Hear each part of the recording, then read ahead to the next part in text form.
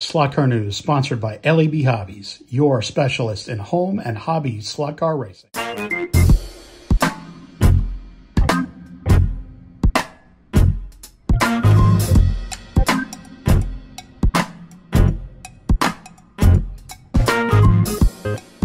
It's Friday, folks, and as you can tell, I'm at work. Yeah, sometimes you gotta do the news from where you are. We have a whole bunch of arrivals. We are going to start off with photos from, photo from Avant Slot of their new van and trailer that they're working on. I believe this will come with a car when it's actually released. Wonder if it's just going to come with the van and trailer. I don't know. In any case, it's really cool stuff. Great to see them continue their kind of slot vehicles, slot support vehicles. They've been doing a couple of these now for a couple of years. I think it's fantastic stuff. New stuff coming also from Ostorero, a brand you don't hear a lot from. They do make some really nice stuff. And not only I have these photos here, but they included a photo of their chassis as well, which I thought I hadn't seen any of the kind of internals on their cars before, and I thought it was worth including. Although these are more collector cars, and maybe the performance of the car isn't necessarily the paramount thing that they do, it's worth seeing what's inside, because I think it's interesting. They have, this is their from their spring collection. Lovely. Yes, the colors of spring reflected in their products. Two Tyrrells are coming from 1982. A Ferrari is coming, as you see, from 1985. And another not Formula One, IndyCar. Watson Parnelli Jones car is coming as well. You see here in these photos. Absolutely beautiful stuff coming from our friends at Ostorero. Thank you very much for sending along this information. We have a whole bunch of Scaleauto releases. I believe the GTP 963 Porsches are now arrived here in the U.S. and are being shipped out by dealers here in the U.S. Very happy to hear that. I'm sure these cars are going to scream. I'm sure these cars are going to sell out with as much discussion as has been going on since their announcement, and then throughout the development that Scaleauto have done. It's some really good-looking cars, and I'm sure these are going to be crazy fast. So there's two different liveries on those that are here. Scaleauto also have two RSRs that have been released, mostly white with black and gold liveries on these things that you see here. You just can't go wrong. Scaleauto, I think, is really one of the companies to watch this year. They have some really incredible stuff announced, and boy, if they release just half of what they've announced, it's going to be a great year for those folks. NSR arrivals, a whole bunch of stuff. Now, I think it was 11 years ago, Salvatore Noviello died in a car accident, and they've marked the anniversary of this every year. And this year, the car that they released, again, it's a Mosler, of course. There's 4 different versions of this. It's the same livery, but it's chassis configurations. So different Evo versions of the chassis, as well as angle winder and sidewinder, I believe, too. So there's 4 different possibilities that you can get. Those, I believe, are here in North America, and if they aren't for sale this second, they will be within days, folks, within days. There are 2 different versions of the GT3 Aston as well. The Golf version that you see here, those are released as well. And last but not least, 91710 in striking red livery coming from NSR as well, that have been released.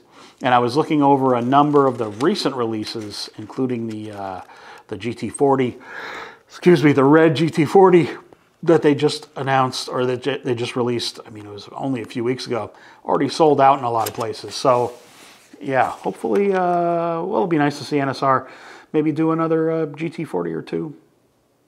I guess maybe next year. That would be the news. Stick around. That was a terrible throw.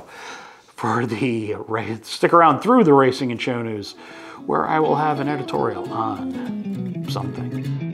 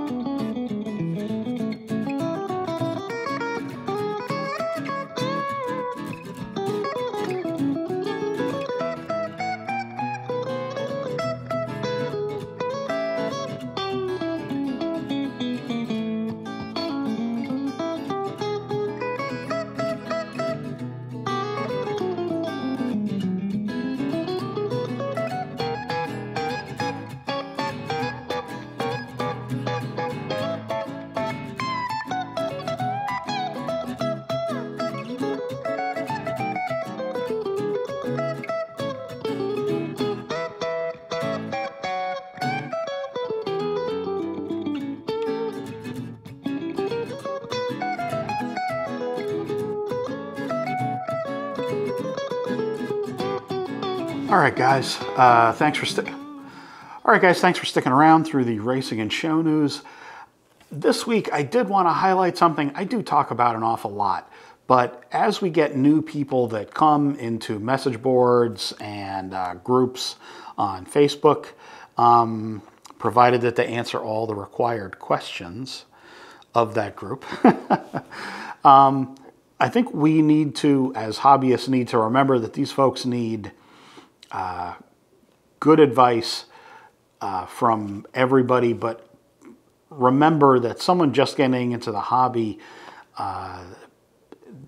the good thing is probably not to encourage them to do something like, or confuse them with suggestions like, oh, get a wood track, don't buy a plastic track.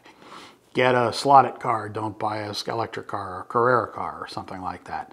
I do talk about this quite a bit, but I really do think it's important to remember, not to overwhelm people that are just getting into the hobby, because they're not really ready for a high performance car, a car that you have to do a lot of tuning on. They should be, kind of encouraged to learn how to drive, learn good tuning and maintenance tips. Those are the kinds of things that I would humbly suggest that we as